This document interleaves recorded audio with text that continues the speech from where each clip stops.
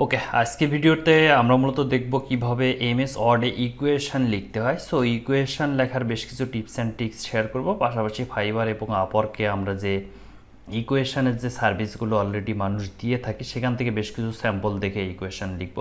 So already আমরা বেশ কিছু অ্যালজেব্রার ইকুয়েশন মানে স্যাম্পল নিয়ে আসছি আপনাদের সামনে, যে এগুলো নর্মালি জানেন যে আমরা এ প্লাস বি হোল স্কোয়ার, এ মাইনাস বি হোল স্কোয়ার, এগুলো কিন্তু আমরা খাতায় লিখছি। সো এগুলো এমএস ওয়ার্ডে আমরা কীভাবে লিখতে হয় সেটা দেখব। পাশাপাশি এর রুট বা সামথিং এই ধরনের মানে কঠিন ইকুয়েশনগুলো কীভাবে লিখতে হয়, এর পাশাপাশি আরও বেশ কিছু ইকুয়েশন আমি ফাইবার থেকে রেখে দিছি।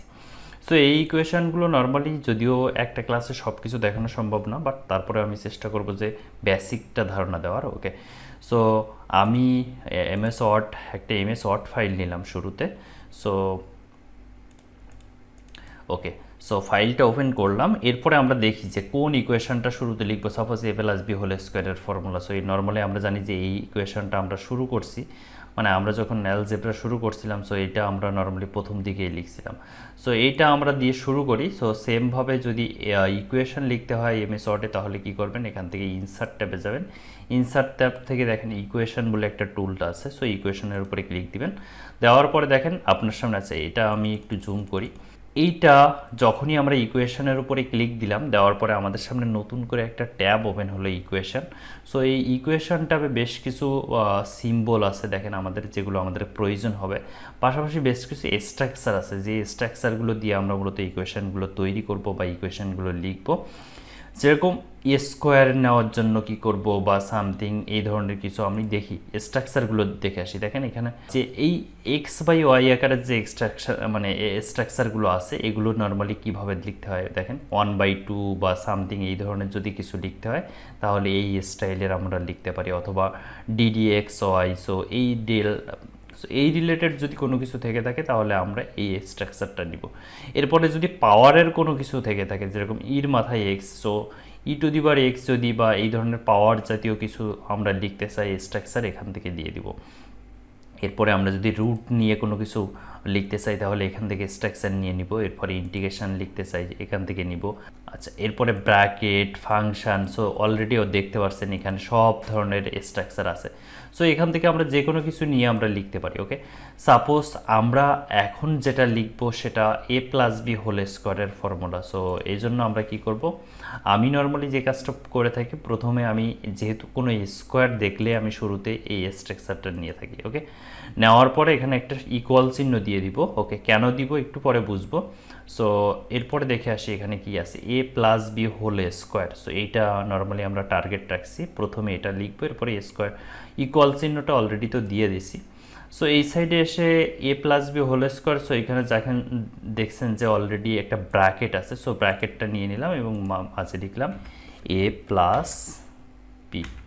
এ প্লাস বি লেখার পরপরই দেখেন উপরে, যেহেতু আমি শুরুতে একটা স্ট্রাকচার নিয়েছিলাম যে স্ট্রাকচারের পাওয়ার দেওয়া যায়, সো এখানে আমি জাস্ট কিবোর্ড থেকে 2 দিয়ে দিলাম, তাহলে স্কোয়ার হয়ে গেল। এরপরে ইকুয়াল চিহ্নর পরে এসে কি লিখলাম, A square plus 2ab plus B square. So A square মানে কি করব, এই শেপটা নিব।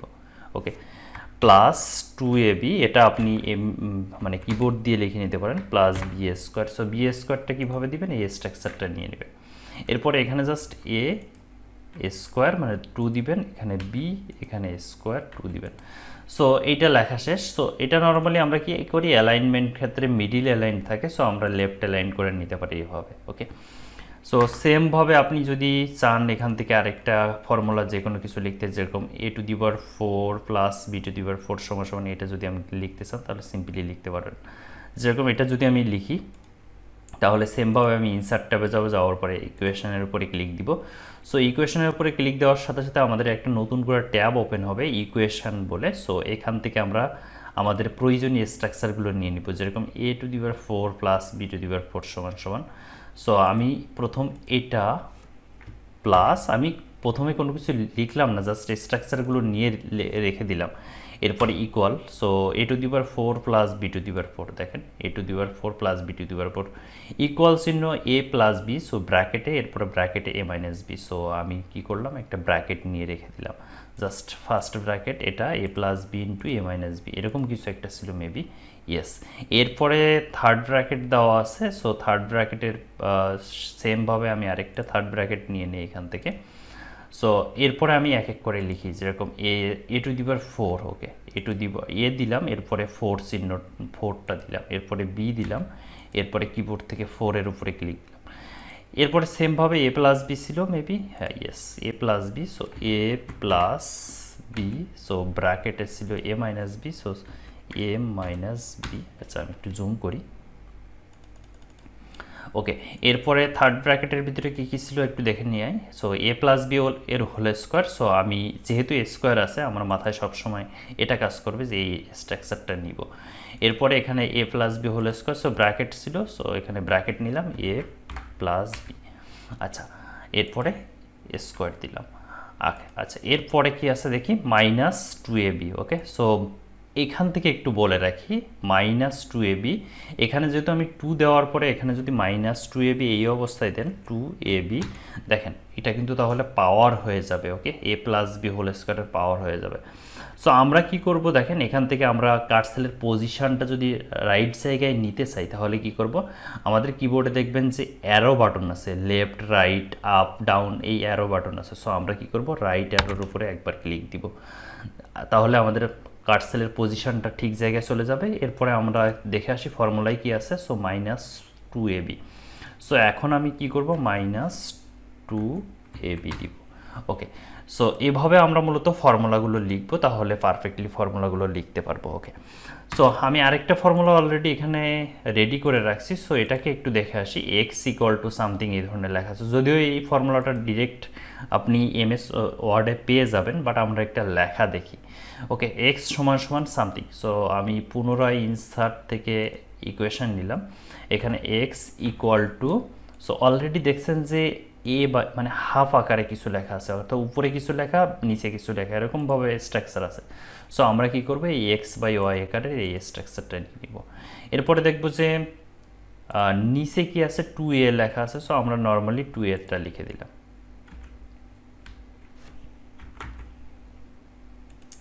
ওকে। এরপরে আছে উপরে লেখা আছে minus b plus minus, so আমি উপরে কার্সেলটা নিয়ে গেলাম, আচ্ছা একটু জুম করি, উপরে কার্সেলটা নিয়ে গেলাম, নেওয়ার পরে মাইনাস 2ab, সো লেখা আছে minus b, so minus b দিলাম।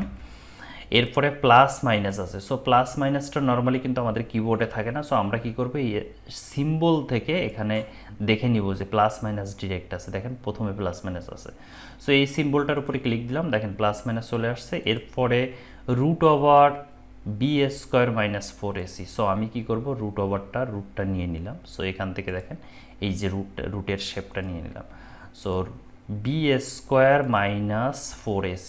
সো b² এর জন্য কি নিব, এটা নিব, ওকে, b², আচ্ছা বি, এখানে b দিলাম, এখানে স্কোয়ার দিলাম, মানে 2 দিলাম।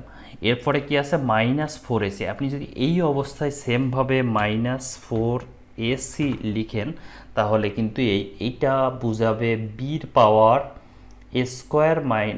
বির পাওয়ার 2 মাইনাস 4ac, এটা বুঝাবে, বাট আমাদের ফর্মুলায় কিন্তু লেখা আছে b² মাইনাস 4ac, ওকে।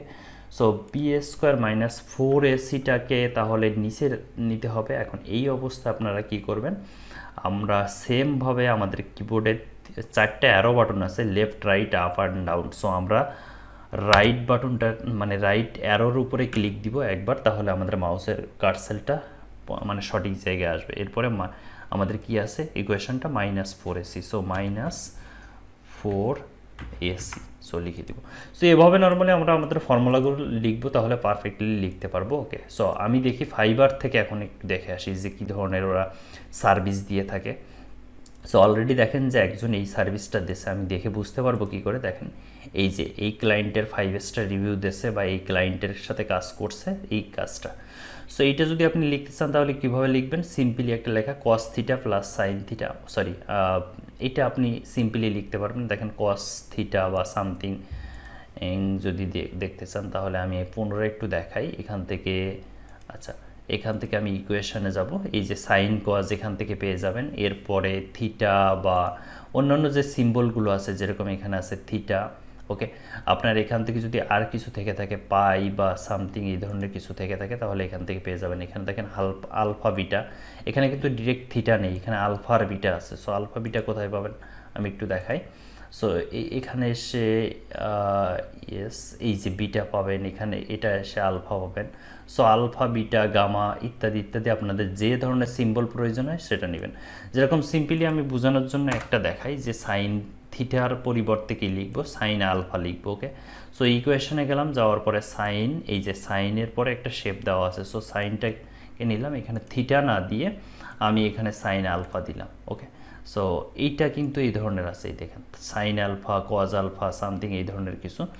সো এইগুলো যদি আপনি একেবারে সিম্পলি এই ধরনের শেপ নিয়ে লিখতে চান তাহলে অল্প সময় লিখে নিতে পারবেন। ওকে, সো এটাই ছিল মূলত আজকে ভিডিও। আর ভিডিওটা কেমন লাগলো অবশ্যই কমেন্টস বক্সে কমেন্টস করবেন, আর বিশেষ একটি চ্যানেলটি সাবস্ক্রাইব করতে ভুলবেন না।